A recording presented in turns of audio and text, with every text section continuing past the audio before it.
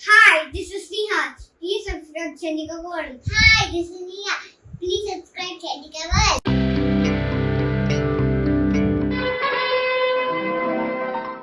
Oh God, here goes. I lost all feeling from my head to my toes. You said some shit that I can't let go, so just stay tuned for the rest of the show.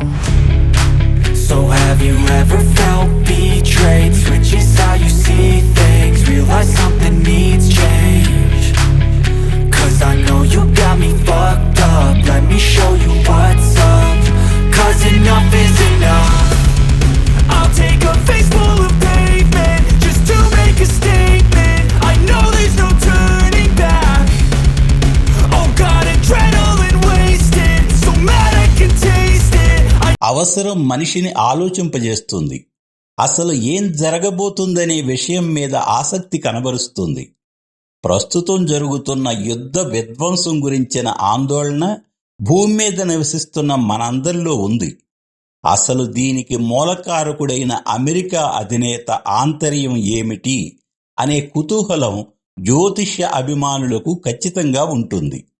ఒక మనిషి యొక్క స్థూల శరీరం అందరికీ కనిపించినట్లుగా సూక్ష్మ శరీరమైన మనస్సు ఆ వ్యక్తికి తప్ప ఇతరులు ఎవరికీ కనిపించదు.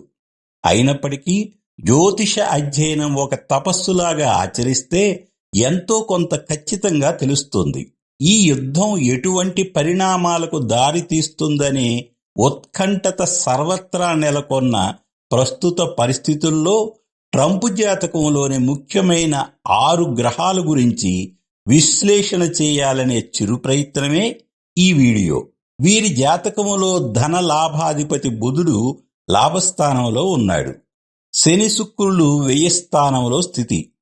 ఈ 3 గ్రహాల గురించి ఇప్పుడు అప్రస్తుతం.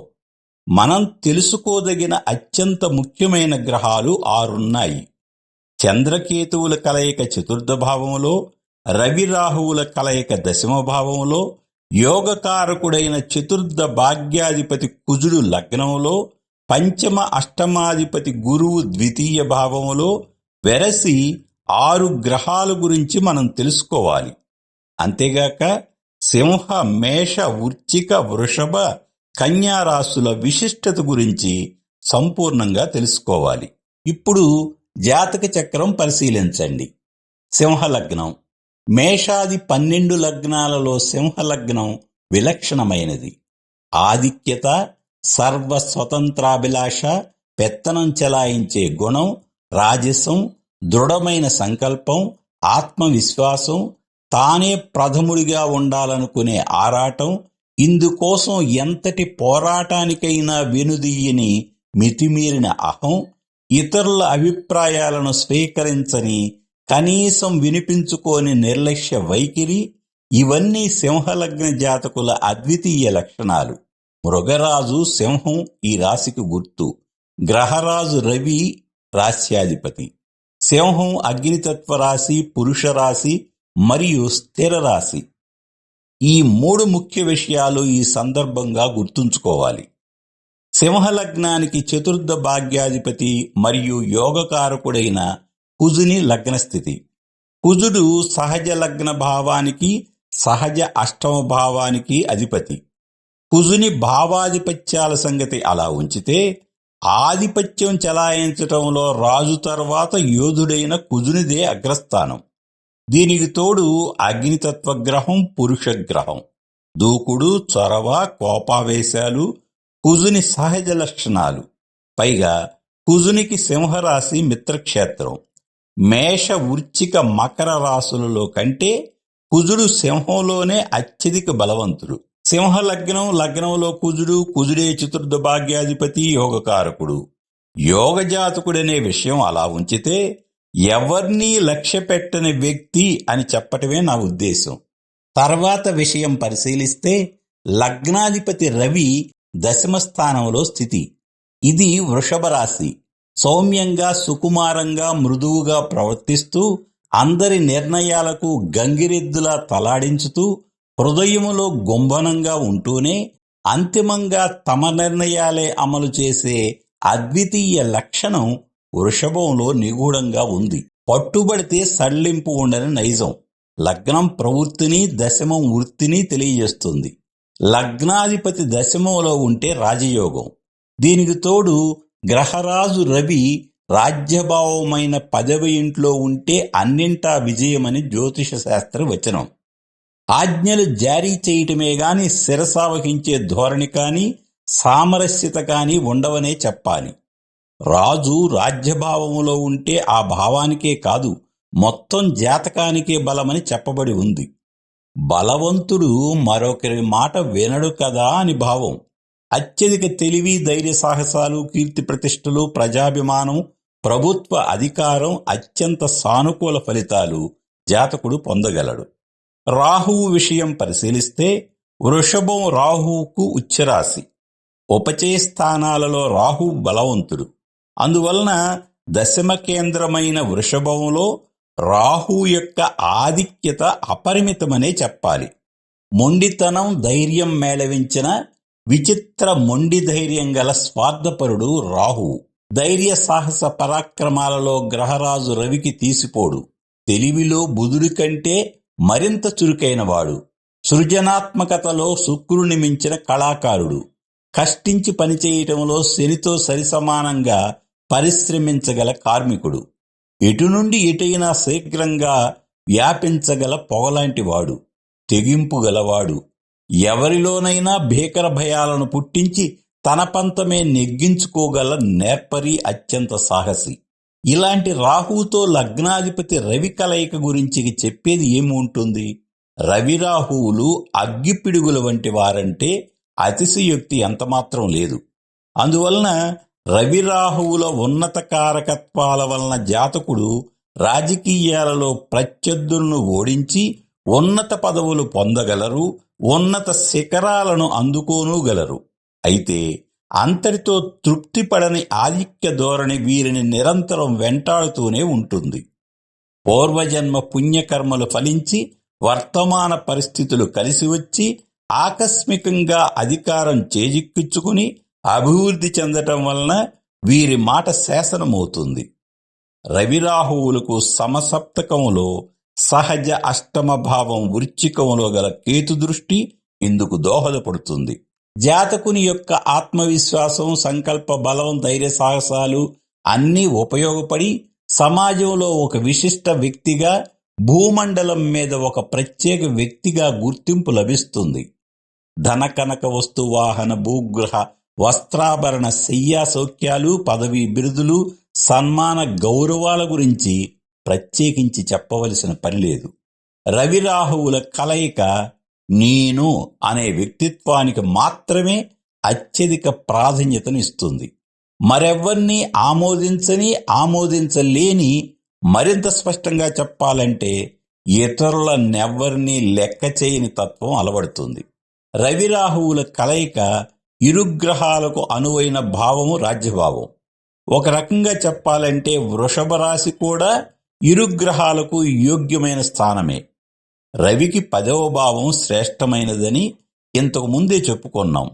రాహువుకు వృషభం ఉచ్చరాశి, పైగా ఉపచయ స్థానమైన దశమ భావం రాహువుకు అనుకూలమే. రవిరాహువులకు యోగ్యమైన భావంలో ఈ కలయిక ఏర్పడినందున జాతకులు జనజీవితాలలో గొప్ప చైతన్యం కలిగించే నూతన సంస్కరణలు ఆవిష్కరించగలరు. జాతక చక్రంలోని అనేక అంశాలు జాతకుల వ్యక్తిత్వాన్ని, స్వభావాన్ని నిర్ణయిస్తున్నప్పటికీ మనస్సు గురించి, ఆంతర్యం గురించి తెలుసుకోవాలంటే మనఃకారకుడు చంద్రుడిని మరియు కారక భావం చతుర్థ భావాన్ని ప్రాథమికంగా పరిశీలించాలి. ఇది సుఖభావం కూడా. మనస్సు ప్రశాంతంగా లేకుంటే జాతకుడు తాను భంగపడటమేగాక ఇతరులను కూడా భంగపరచగలడు. అమెరికా అధ్యక్షుడు ట్రంప్ పౌర్ణమి తిథి రోజు జన్మించాడు. జ్యేష్ఠమాసం, జ్యేష్ఠా నక్షత్రం, వృశ్చిక రాశి జననం. ఆ రోజు గ్రహణం. జన్మలగ్నం నుండి చతుర్థ భావంలో చంద్రకేతువుల కలయిక ప్రతికూలమనే చెప్పాలి. సింహలగ్నానికి చంద్రుడు వ్యయాధిపతి. వ్యయభావాధిపతి చతుర్థ భావములో ఉంటే చంద్రునికి అది నీచ స్థానమైతే, నీచపడిన మనఃకారకుడు చంద్రునితో కేతువు కలిస్తే ఈ చంద్రకేతువుల కలయిక సహజ అష్టమ భావమైన వృశ్చికములో ఏర్పడితే అది ఎలా ఉంటుందో పరిశీలిద్దాం. చంద్రకేతువుల కలయిక స్థూలంగా విశ్లేషించాలంటే చంద్రుడు మన కారకుడు, కేతువు ప్రధానంగా అసహజ అసాధారణాలకు కారకుడు. అందువలన మనస్సు అద్వితీయంగా ప్రేరేపితమవుతుంది. చంద్రకేతువులు కలిస్తే ఉన్నత విషయాలకు ప్రాధాన్యత ఇస్తారు, సాధారణ విషయాలకు ప్రాధాన్యత ఎవ్వరూ ఇవ్వలేరు కూడా. అయితే ఏ ఆలోచనకైనా ఒక నిర్ణీత లక్ష్యం ఉండాలి, ఒక ప్రయోజనం పరమార్థం ఉండాలి.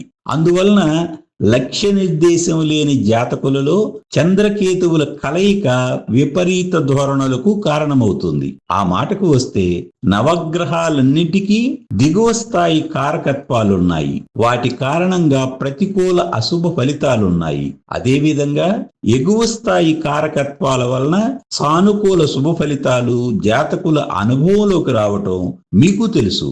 చంద్రుడు బలహీనుడై కేతువుతో కలిసి ఉండి పాపగ్రహ దృష్టి ఉంటే ఈ కలయిక ఎన్నో దుష్పరిణామాలకు దారితీసే అవకాశం ఉంది. అంటే పలు విధాలైన మానసిక వ్యాధులు సంక్రమించటంగా మీరు అర్థం చేసుకోవాలి. ముఖ్యంగా చిత్తభ్రాంతి, దిగులు, నైరాశ్యం, ఒంటరిగా ఉండలేని బేలతనం, నలుగురిలో కలవలేక దూరంగా ఉండటం, నరాల బలహీనత, అతిగా ఆవేశపడటం, ఆత్మీయుల మరణం వల్ల కృంగిపోవటం, చింత, ముఖ్యంగా తల్లి ప్రేమను వయసొచ్చాక కూడా ఆశించటం, తల్లి ఉద్దేశపూర్వకంగా కాకపోయినా జాతకుడికి జాతకురాలికి బాల్యంలో దూరంగా ఉండటం, రకరకాల భయాలు, ఒక్కటేమిటి ఎన్నో ప్రతికూల ఫలితాలు. అయితే ఒక జాతకుని లేదా జాతకురాల్ని కేవలం చంద్రకేతువుల కలయిక మాత్రమే నిర్వీర్యం చేయలేదు. ఇది సూచనప్రాయంగా ఉంటుంది. జాతకంలోని మిగిలిన గ్రహస్థితుల యొక్క సంయుక్త ప్రభావానికే ఏ ఫలితమైనా ఆపాదించవలసి ఉంటుంది. పూర్వజన్మ లేదా అనువంశిక దోషాల వలన, శాపాల వలన జాతకులు భూత ప్రేతాలను కలలోనూ ఇలలోనూ దర్శించగలరని పలువురు జ్యోతిష పండితులు అభిప్రాయపడుతున్నారు. 3 ఏళ్ల క్రితం మేషలగ్నంలో చంద్రకేతువులున్న జాతకుడు తనకు దయ్యాలు కనిపిస్తుంటాయని కూడా చెప్పాడు. చంద్రకేతువుల కలయిక వలన మతిస్థిమితం ఉండని పరిస్థితి పొంచి ఉందని చెప్పబడి ఉంది. అయినప్పటికీ ఇది ముందుగా చెప్పినట్లుగా కేవలం చంద్రకేతువుల కలయికకు ఆపాదించలేము. జాతకంలోని ఇతర గ్రహస్థితిగతులు మరియు కుటుంబాలలో ప్రేమలు లోపించటం, ఇంకా అనేక ఇతర అంశాలు పరిగణలోనికి తీసుకుని నిర్ధారించవలసి ఉంటుంది. బాల్యంలో తల్లిదండ్రుల యొక్క ప్రేమకు నోచుకోని వారు తల్లిదండ్రులలో ఏ ఒక్కరైనా అసహజ మరణానికి గురైన ఎడల, లేదా బాల్యంలో దుర్భరమైన మనోవేదన అనుభవించిన ఎడల ఆ ముద్రలు జీవితాంతం ఉంటాయి. తత్కారణంగా చంద్రకేతువుల కలయిక వలన ఉన్మాదులుగా మారే అవకాశం ఉంది. నేను ఇక్కడ చెప్పటానికి వీలు కాని కొన్ని రహస్య వ్యాధులు ఈ కలయిక వలన సంక్రమిస్తాయి. చంద్రుడు మాతృకారకుడే కాదు, తల్లితో గల అనుబంధానికి కూడా కారకుడు. మనస్సుకు, మానసిక అస్తిత్వానికి, అస్థిరత్వానికి, అనిశ్చయతకు కారకుడు. మనిషికి సేద తీర్చి నూతనోత్సాహాన్ని ఇవ్వగల నిద్రకు చంద్రుడే కారకుడు. మానసిక రోగాలకు చంద్రుడే కారకుడు. ముహూర్త కాలానికి చంద్రుడే కారకుడు. అలాంటి శుభముహూర్త కారకుడే పాపగ్రహమైన కేతువుతో కలయటం శుభముహూర్తాలకు శ్రేయస్కరం కాదు. చంద్రుడు జలకారకుడు. జలగర్భంలో అంతులేని రహస్యాలు దాగి ఉన్నట్లు మనసు అట్టడుగు పొరలో దాగి ఉండే కామ, క్రోధ, లోభ, మోహ, మద మాత్సర్యాలకు చంద్రుడే కారకుడు. వీటన్నింటినీ అణచుకుని ఉంచుకునే ఓర్పుకు చంద్రుడే కారకుడు. కేతువు దిగువ స్థాయి కారకత్వాలు పరిశీలిస్తే చికిత్సకు అందని అంతుబట్టని రోగాలు, గుప్త రోగాలు, నేరాలు, శిక్షలు, చెడ్డ పనులు, మద్యపానం, జోదం లాంటి వ్యసనాలు, ఇంకా దిగులు, నిరాశ, నిస్పృహ, నిరాసక్తి, ఒంటరితనం మొదలైన వాటికి కేతువు కారకుడు. ముఖ్యంగా ప్రతికూల ఫలితాలకు కేతువు అగ్రగణ్యుడు. మోసపోవటం, మోసం చేయటం, మత మార్పిడి, కులాంతర వివాహం, అన్ని రకాలైన చర్మరోగాలకు కేతువు కారకుడు. చంద్రకేతువుల ఎగువ స్థాయి కారకత్వాలైన సానుకూల శుభకారకత్వాలు అన్నీ అద్భుతంగానూ ఉదాత్తంగానూ ఉంటాయి. ముఖ్యంగా చంద్రుడు శుభుడైతే ఊహాశక్తికి కారకుడవుతాడు. స్థిరమైన మనోసంకల్పాలుంటాయి.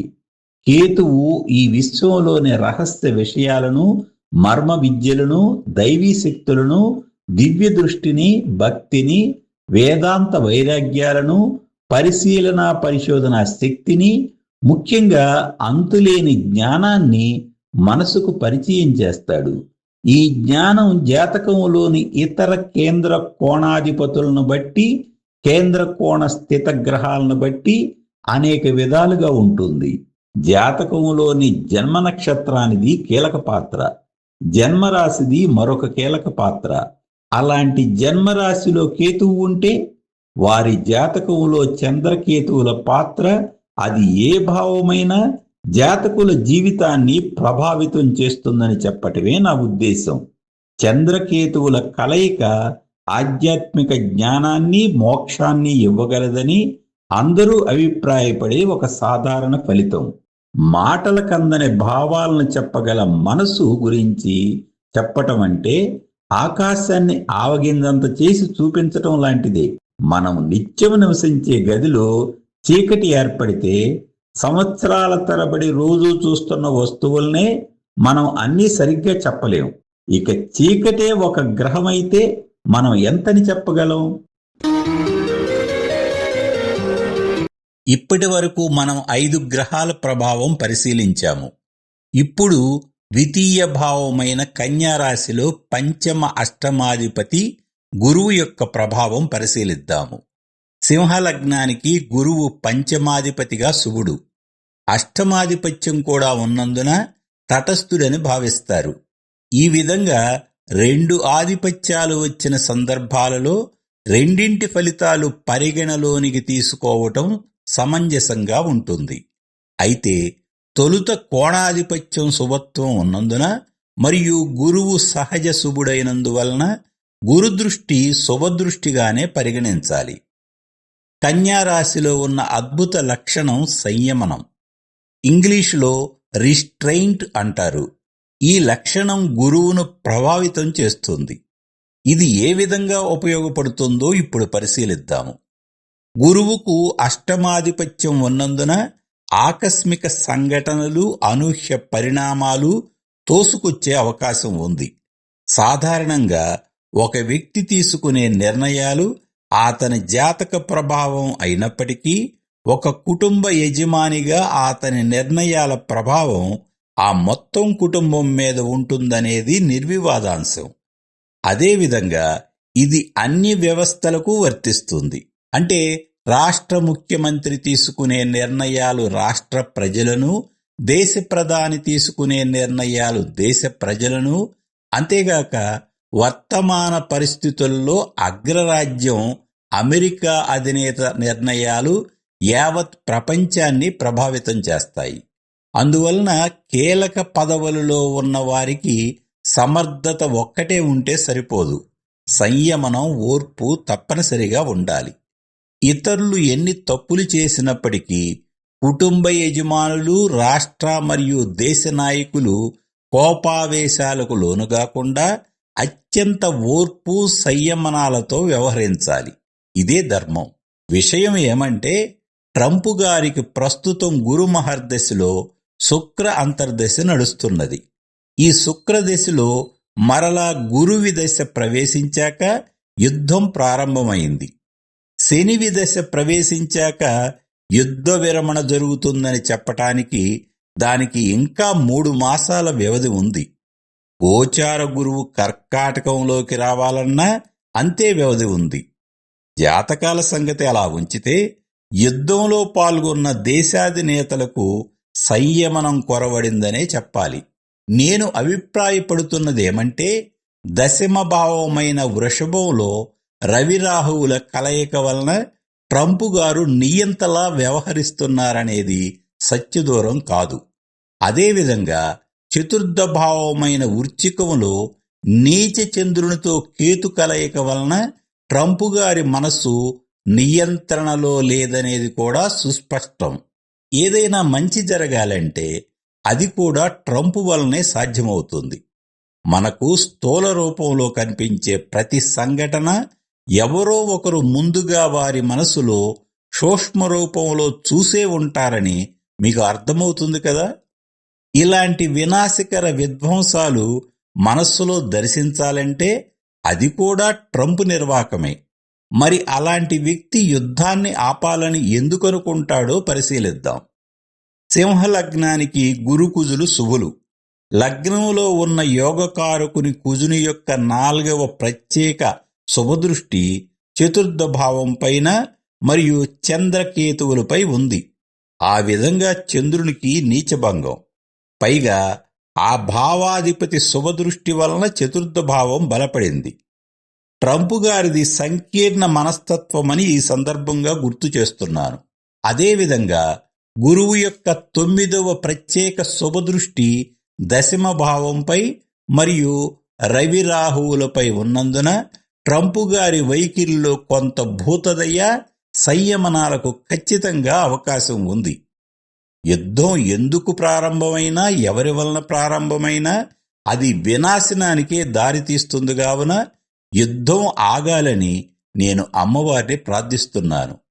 త్వరలోనే ట్రంప్ గారికి గురుకుజుల శుభవీక్షణ ఉపకరిస్తుందని, తద్వారా యుద్ధం విరమింపజేస్తారని ఆకాంక్షిస్తూ ముగిస్తున్నాను. మీ అందరికీ శుభాకాంక్షలు తెలియజేస్తూ సెలవు తీసుకుంటున్నాను. ద్వేషమెందుకు సాటి మనిషిని సోదరుడిగా ఆదరించు,